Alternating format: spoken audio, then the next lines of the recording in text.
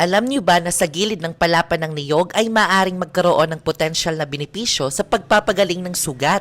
Ayan! Ito ay ayon sa mga tradisyonal na paggamutan. Kapag may sugat kayo sa inyong katawan ay ito daw ang ginagamot. Ito ay dahil sa mga sangkap nito ay maaring maglaman ng antimicrobial at anti-inflammatory na mga properties. Ang ilang mga pag-aaral ay nagpapakita din ng mga panggamot na may palapan ng niyog ay maaring magdulot ng pagpapabilis na paggaling ng sugat, pagbawas ng pamamaga at maaaring mabawasan ang pangangate. Paano nga ba ito ginagamit?